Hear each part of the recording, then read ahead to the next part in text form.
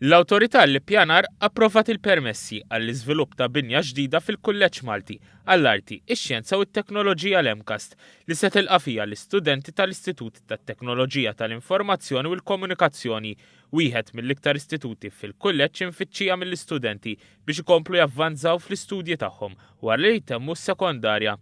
L-investiment ta' 9 miljun euro f'din il-binja ser jagħmel parti minn proġett li jinkludi żewġ istituti ġodda u ċentru ta' riżorsi għall-istudenti b'investiment ta' 32 miljun euro minn fondi Ewropej.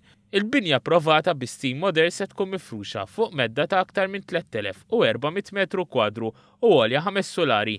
Ix-xogħol fuqha mistenni jibda fil-ġimgħat li ġejjin bit-twaqqih tad-daħla ewlenija tal-kulleġġ f'Kordin. L-inġinier Ġesmond Zamit, responsabbli mill-proġett, qal li l-binja se jkun fiha bosta innovazzjonijiet u mistennija titlesta fi żmien sentejn. Ħajkollha wkoll fiha l-uffiċċji li għandhom x'jaqsmu mal-IT, data center, post tal-arkivji, stores, 53 labs, computer labs u klassijiet u se tkun takkomoda ċirka 1500 student.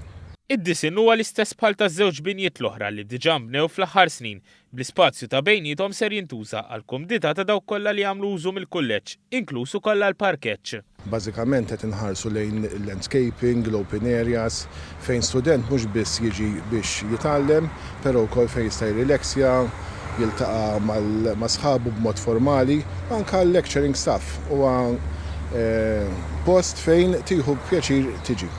Id-disin tal-binja jaħseb ukoll għall-aqwa teknoloġiji f'dak li għandu x'jaqsam ma' enerġija, effiċjenza u sostenibilità. Disin huwa disin modern, huwa disin li ħadna ħsieb li nużaw l-aħħar teknoloġija biex innaqsu l-ammont ta' enerġija li tuża l-binja. Huwa disin interessanti wkoll fuq teknoloġija li qed tintuża biex inkessħu l-binja, biex ma naħlux enerġija, biex ma naħlux dawl u dal-affarijiet kollha.